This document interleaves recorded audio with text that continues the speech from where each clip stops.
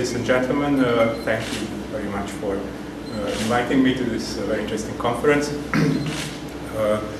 It's always a pleasure to speak in an academic atmosphere coming from the public administration. I didn't prepare a slideshow, so please bear with me. I will try to speak as slow as I can. When I got the invitation to this conference, I was thinking what could be the added value of coming here from the Foreign Ministry and sharing my thoughts with you. Because my topic is going to be EU enlargement, and as the theme of this conference is the borders of Europe, you can imagine that this is quite a sensitive topic in Europe right now, and also it has been in the last few years. So of course, if I would speak only as a civil servant, I think my presentation would be quite boring. So that's why I thought that maybe I would try to speak more about a recent publication of the European Commission, which is the enlargement package of 2013.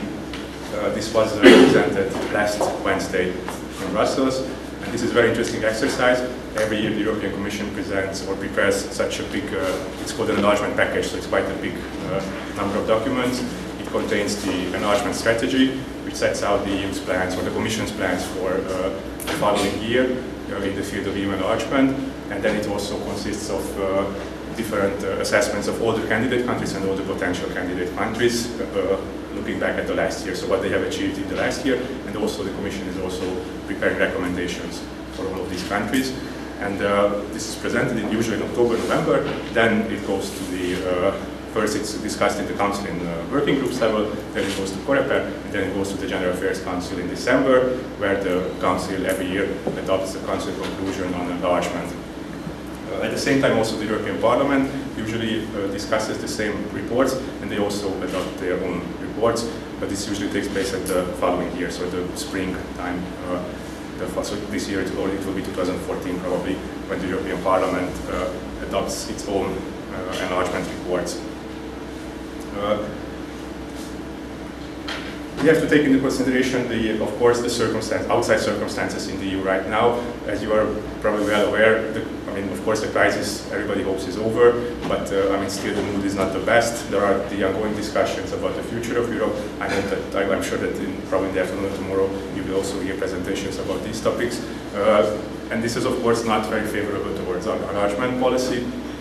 There's a lot of talk about, for years now, about the so-called enlargement fatigue, which means that the Western or the EU member states, or at least a part of them, are not so, or the societies and the public opinion is not very favorable towards further enlargement.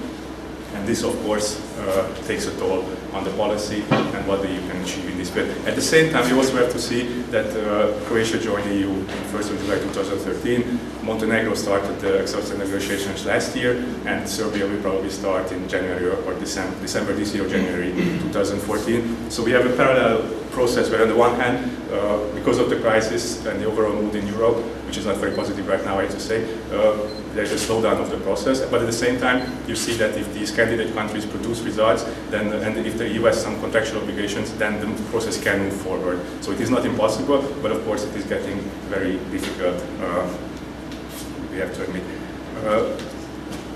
We also have to see that in the enlargement policy, it's one of the foreign policy fields where the EU still has quite a strong influence. If you look globally, you can see that because of the crisis and the whole questions around this European model of integration, the influence of the EU is decreasing, but of course also due to the fact that other powers are rising. So of course, to Asia, you have to see that you have new players who were in the 80s or the 90s were not existing, or not, of course they existed, but they were not really competitors to the EU. But what we see is that in the immediate neighborhood of the EU, so in the Western Balkans, but also in Eastern Europe, the EU still has a strong influence, and this is mostly due to the fact, in the case of the Balkans, to the membership perspective. So these countries can see that if they produce results, and if they cooperate with the EU, and if they fulfill the conditions, then they have the prospect of becoming a full-fledged EU member, and which is still something that these elites in these countries are willing to make sacrifices. I think this is something that we also have to consider when we look at this report. And of course, we also shouldn't forget that this is the last report of the Barroso Commission, last report of Commissioner Füle. So of course, and next year with the EP elections and the new commission, nobody is expecting really very big decisions in this field. And of course, there are also the parallel discussions, which I also already mentioned, about the future of Europe, of the EU. 2014 probably won't be a very interesting year from this perspective, and therefore this is 2013 and December is still very important. So now let me turn to the report itself. As I mentioned already, the report starts with the strategy. So this is a so-called enlargement strategy for the next year. And I think this part of the report is becoming more and more important. A few years ago, it was usually just a few general remarks, like bilateral issues should be solved bilaterally, and the good relationship is very important. But then in around 2011, the Commission started to focus on specific topics. One of the topics which is in this year's report, but it has been also mentioned last year and also the year before, is the rule of law. So the European Commission is putting this into the center of the enlargement process, these rule of law issues. I will come back to this later, so this is just one of the topics which is highlighted in this year's report. Then, which is also special this year, that besides these, fundamental rights are mentioned alone as a different topic, especially rights, the freedom of expression, and the rights of Roma and sexual minorities. So this is also something which is new in this respect. And also democratic institution is a different topic which is mentioned in the report as something that more focus is needed. And one topic which is relatively new, although it was mentioned last year, is the question of economic governance. As you very well know, lots of things have happened in this regard in the last years in the EU, so this economic governance is becoming a very important issue. The European Council was just discussing this yesterday again, on how Eurozone countries and countries outside of the Eurozone, how they can cooperate better and ensure that such situations don't arise anymore as they did in 2009, 2010. When there was a total loss of confidence between the different member states of the Eurozone and the EU. And the Commission is proposing that candidate countries and potential candidate countries should also be somehow included in this process. Now, from our perspective, this seems like a good idea, of course, because it is important that these countries follow the developments in the European Union, and it is also important that they also have these reform plans and for competitiveness plans and of course financial plans as well. But at the same time, we also have to see that many of these countries have quite weak public administrations, and this would put them lots of burden on them if they want to fully participate in the process that now the EU member states and especially the Eurozone member states have to participate in. So I think it is important that we are somehow careful that this does not become a new condition for candidate countries. Then, as every year, as I mentioned before, good neighbor relations, solving bilateral issues on a bilateral basis is also mentioned in the strategic part, but this is not really new. Because this is 2013, there is also some reference to the 1993 Copenhagen summit, where the so-called Copenhagen criteria were adopted, which still set out the framework of what the candidate countries have to fulfill in order to become full EU member states. And also it's the 10th anniversary of the 2003 Thessaloniki summit, which gave this Euro-EU perspective to the Western Balkan countries. So these are two things which are in 2013. It's a 20-year and a 10-year anniversary, so these are also mentioned in the strategic part of the report. As I said before, I think from a Hungarian perspective, the recommendations of the Commission are, we can fully support them, so it's not really a question whether we can agree with them or not. I think all the ideas are good. Of course, how they will be implemented is still, I think it will be a difficult process, especially with respect to this economy and the inclusion of candidate countries in these economic governance plans. I think that's going to be a tough question in the coming months, but at the same time, I think as a general idea, it's a good idea. So, I mean, let's hope that this can be something that they can contribute well. I mentioned already the rule of law issues. In 2011, and in the same report, the Commission proposed a so-called new approach to chapters 23 and 24. Chapter 23, as you know, the negotiations follow the candidate countries have to adopt the whole acquis. There are these which is divided into 35 negotiating chapters, like agriculture, environment, and 23 and 24 are the two chapters which are related to rule of law. So 23 is judiciary and fundamental rights, and 24 is justice, home and security, so it's more the GAA areas.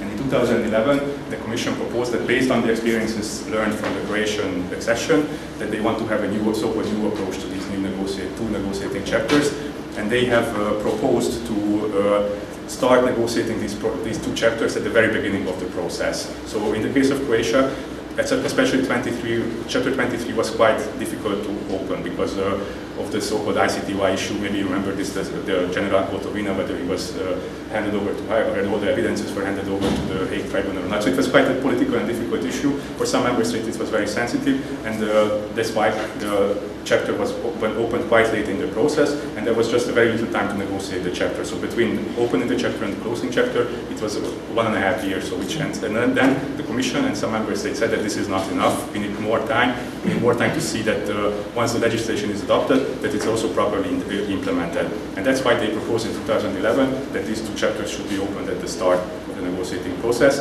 And in the case of Montenegro, which as I said, started this negotiating process in 2012, it is already being implemented. So in the case of Montenegro, the negotiating framework sets out all the details of how these negotiations will play out in regard to these two chapters. And as we can see, it's quite a difficult and cumbersome process, as you can imagine. They have to adopt very detailed action plans with all the financial implications, all the administrative implications, so it takes quite a long time. Of course, member states are following this very closely because for many member states this is a very sensitive issue of how fundamental rights are protected in these countries. Also, as you can imagine, for example, visa policy and immigration. So these are really, sensitive and politically difficult topics in many member states. So they are also following this very, very closely. And of course, then it means that, for example, the action plan for Chapter 24 in the case of Montenegro is almost 400 pages long. And of course, then of course the Commission has to go through it at different levels, and the member states have to accept it as well. So this means that in the case of Montenegro, the whole negotiations of these two chapters started in March 2012, and it seems that the chapters will be open this December. So as you can see, it took almost 2 years just to open these two chapters. So you can see that this is not something which is very easy. Now let me come to the different candidate and potential candidate countries. I already spoke with Montenegro, so I will continue with Montenegro. This is the country that is probably now on the forefront of negotiations, although it has only so far opened and closed 2 chapters, but it seems that, which are quite easy, it's about education and culture and research and science and research. So these are 2 areas where there is not so much a key, so it's really more about participation of different programs, for example, the one we heard in the 7th framework program, for example, but it's not really about adopting laws, it's more about like, okay, how does this program look like, and do we have a strategic plan for this area or that area? So it's not so difficult to fulfill the conditions. So usually these are the 2 chapters which are the easiest, and also this was the same in the case of Montenegro. So they have already 2 chapters closed, and now we are waiting for the chapters 23 and 24, and also there are some other chapters which are probably technically ready. So we hope that in December we can have at least, I don't know, 5-6 chapters which are open. The Commission also made some recommendations, of course, on the internal political situation in Montenegro. I don't want to go into details into that. It's quite sensitive to talk about internal politics of other countries, so I don't want to go into too much detail there. But as you can imagine, there are always some political crises and internal discussions and scandals, and of course the Commission is always asking to somehow try to solve this in a democratic way. And another issue which is going to be quite important is there is a big aluminium plant in Montenegro which is on the brink of bankruptcy, and then of course the Commission is here again proposing measures on how this problem should be addressed by the Montenegrin authorities. Overall, from a Hungarian perspective, I can say that we fully support Montenegro. We have quite strong bilateral ties, and we are also helping them through different these IPA and TIEX, these projects which are EU-funded projects to help their accession process to progress. Then let me come to the second country, which is, in my order, is Serbia. The Commission even starts with its report on Serbia with saying that 2013 has been a historic great year for Serbia. It has achieved this very important breakthrough with Kosovo in this Belgrade-Pristina dialogue, which has allowed them now that in June the General Affairs Council decided that they will open accession negotiations at the latest in January next year, and it seems that the prospects are looking quite okay. So it looks that Serbia will be the next country to start accession negotiations. And now the discussions are going on in the Council about the negotiating framework. the Serbian negotiation framework will more or less follow the Montenegrin one. The interesting thing, of course, is how they handle the issue of Kosovo in the case of Serbia, because, I mean, of course, Serbia does not recognize independence of Kosovo, and also 5 member states inside the EU does not recognize Kosovo as an independent state. And as you can imagine, this makes negotiations quite difficult, because in every chapter you can have questions about, for example, how many border crossings do you have? And of course, if they say that those are internal borders, then it can become technically quite difficult to say. Or there's, for example, a chapter on statistics. I mean, population. Do you count the population of Kosovo to Serbia or not? So it's quite difficult. But I think, I mean, if there is a political will, I think that, of course, technically, I think the experts in Brussels will find solutions to these problems.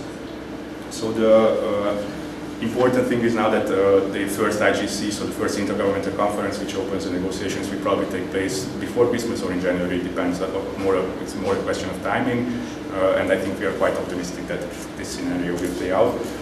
And of course, from Hungarian perspective, as you can imagine, we have quite a long land border with Serbia, so we are direct neighbors. There's also quite a big Hungarian minority living in the northern part. So of course, it's our very important Hungarian interest that this process starts, and then Serbia really starts on a path towards the EU, which is then hopefully more or less irreversible then. So we are also here doing as much as we can to have this process. The FYROM, so the former Yugoslav Republic of Macedonia, is a more difficult issue. The Commission has for the 5th time recommended to start accession negotiations with Macedonia, but as you are probably well aware, there is this name issue with Greece, how the country is called, and I mean, of course, we hope the best, but it doesn't look very optimistic that there could be a breakthrough until December in order to have a decision by the Council to start negotiations. The Commission this year proposed quite a detailed procedure on how this problem could be addressed, and they say that it could be a way out that they present a negotiating framework for Macedonia, which also includes a procedure to solve the name issue, and then the screening of these 2 chapters, 23 and 24, could be started, and then before opening the first negotiating chapters, this name issue should be solved. So I think this could be a procedure which could work, but of course, I mean, you need the 2 sides to agree on this, and it doesn't look very optimistic, but of course we hope the best. And also we have to take into consideration that last December, just on the day of Christmas, there were some internal political problems in the Macedonian parliament, and then it took some months to somehow resolve this, and of course this always gives arguments for those member states which are not so much in favor of moving forward with the enlargement process, to say that of course it's not only the issue, but there are also political problems. So I think this is something that also doesn't make this look very optimistic. But again, from the Hungarian point of view, I can only say that of course we also support Macedonia in its process, and we hope that this name issue can be solved before the December European Council, and then maybe the accession negotiations could start next year sometime. But I mean, to be very honest, this doesn't look very realistic right now. Another country which has received a positive recommendation from the Commission is Albania. In their case, this was only the recommendation for candidate status, so it's one step before starting negotiations. First, they have to get the candidate status, and this is the first time that the Commission did so without mentioning further conditions. So the Commission said that, okay, they have fulfilled the conditions for candidate status, and then therefore the Council should grant it. But again, here, I mean, in many especially so-called old EU member states or Western European EU member states, the image of Albania is not very positive. So here again, I think it's going to be quite difficult to have a positive decision in December. But of course, again, Hungary as a pro-enlargement country and one which is directly neighboring to the Western Balkan regions, I think we are also one of those countries that is quite strongly supporting this positive decision. But of course, I mean, you need meeting enlargement always. So I mean, if there is only one country which doesn't want to move forward, then they can always stop the process. Then Bosnia-Herzegovina is a quite difficult case again, or probably the most difficult from all the candidate countries. The Commission gave a very critical evaluation.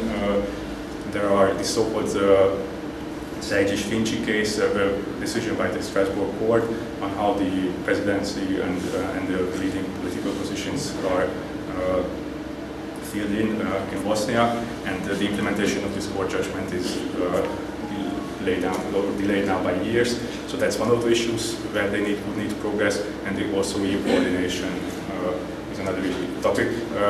I don't want to go into too much details again about Bosnia, but here the problem is that there was this Dayton Peace Accord, which set out a very detailed system of how the public administration, the government is run, with proportionate, like all the three nationalities which make up the state, and how they are represented at different levels. And now the Strasbourg court said that this is not in compliance with human rights law, because it says that only Serbs, Croats, or Bosniaks can become, for example, the president of Bosnia, and they said that different nationalities. So this is a nationality-based discrimination. But at the same time, and if you touch one element of this Dayton Peace Accord, then of course the whole Dayton Peace Accord can fall apart. So it's quite difficult also from a Bosnian point of view to somehow solve this. So here the Commission was quite critical, and then unfortunately I think, of course, again, Hungary is supporting the process of Bosnia and Herzegovina as well, but here the prospects don't look very good. And what is maybe even worse for Bosnia is that the Commission already has cut some funding to the IPA, and they propose to do this in the future as well.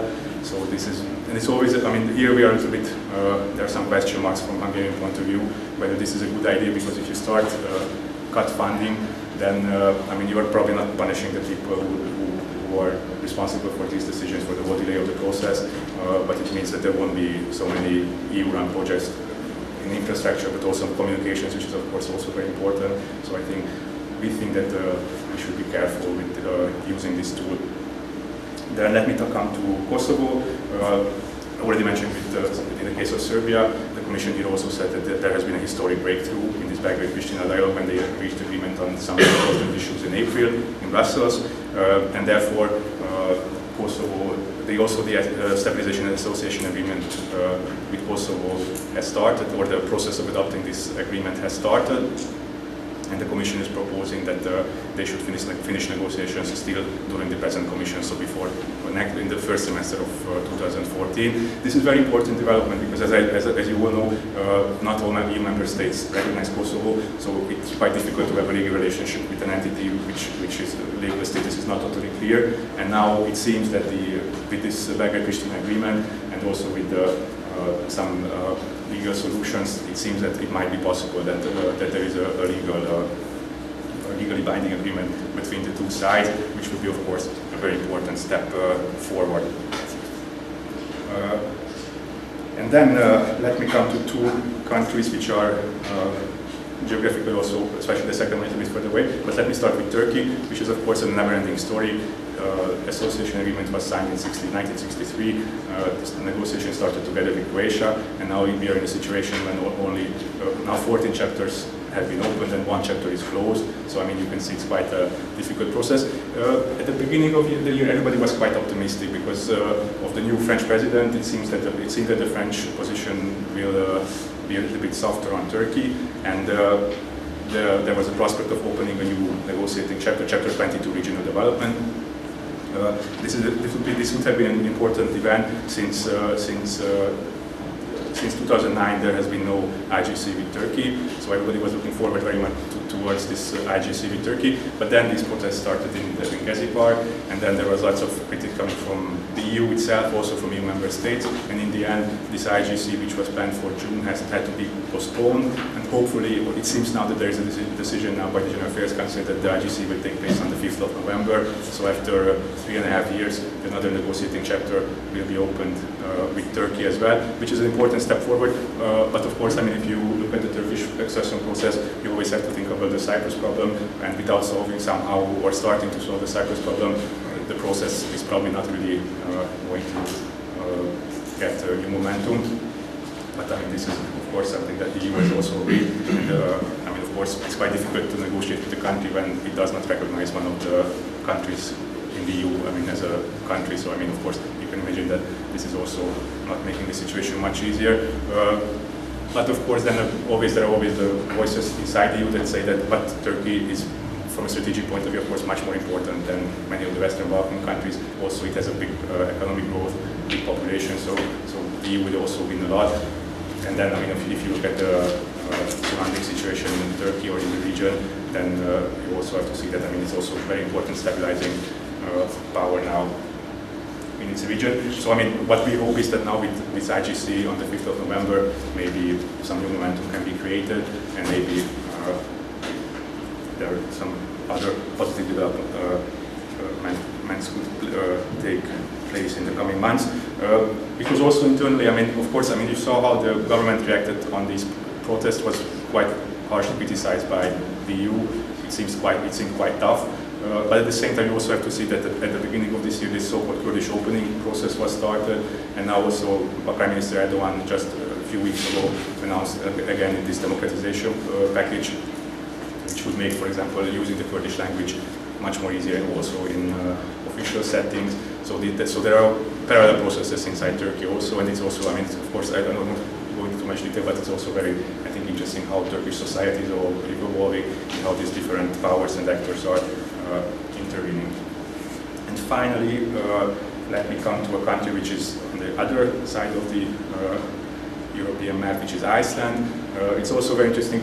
We were quite happy when Iceland handed in its application, because somehow it gave a new perspective to this whole enlargement process. That enlargement policy is not only about problematic post-war countries in the Balkans or Turkey, but you can see that also countries which are on the other edge, and which before the crisis was, I think in 2008 it was on the UN Development Index, it was #1. Despite the crisis, it's quite a rich and developed country, and that they also have an interest in joining the EU. But unfortunately, it seemed that the process in the end didn't play out as everybody was hoping, and in April there were parliament elections in Iceland, and the new government coalition decided to halt the accession negotiations.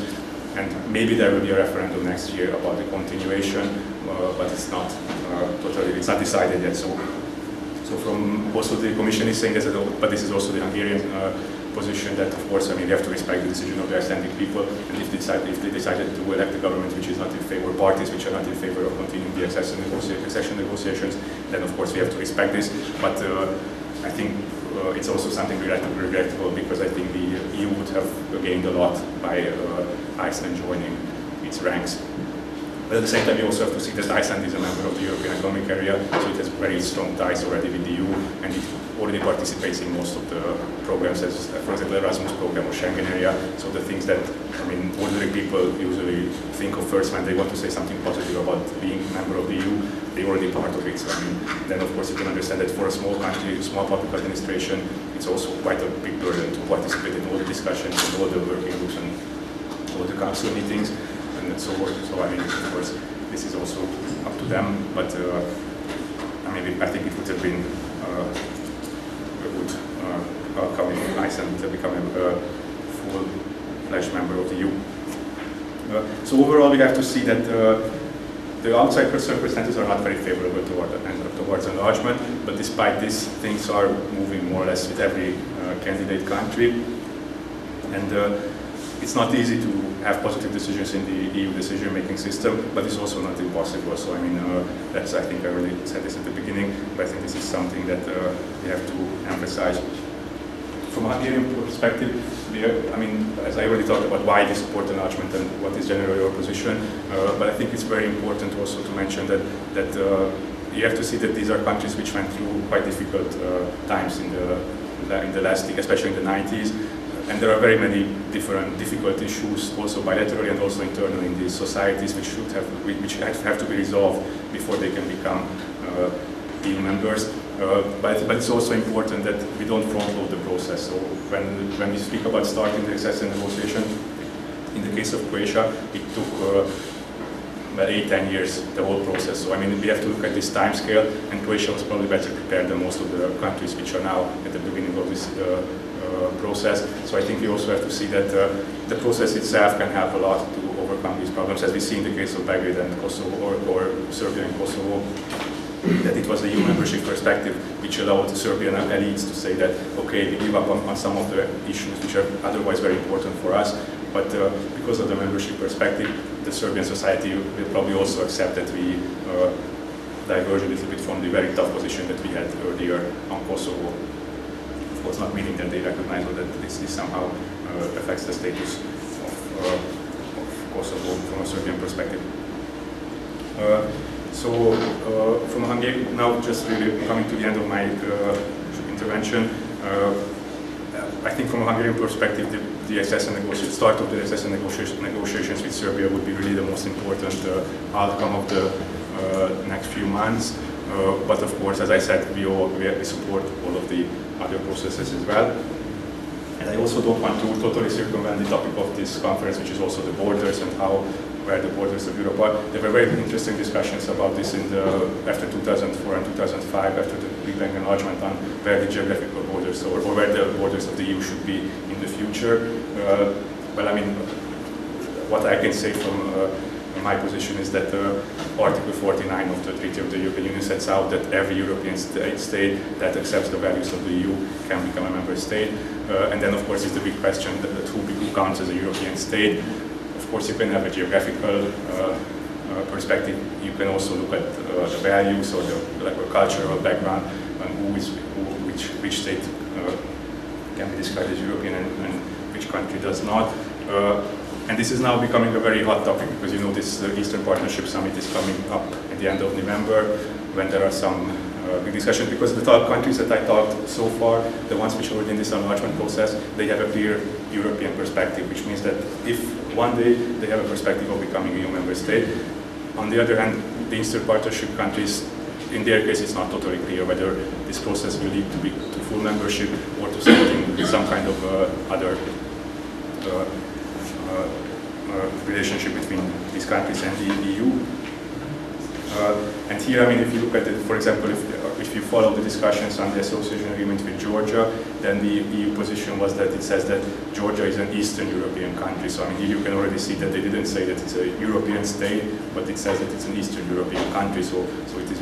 I mean, you can already feel that the whole atmosphere surrounding enlargement is not very favorable to open it up even further and give a clear membership perspective to these countries. But again, I mean, you have to see that it also doesn't say that it's not a European country, so it doesn't close it does not close the door in front of Georgia. But I mean, it puts some question mark, and then hopefully in a few years' time we can have a positive answer to this as well.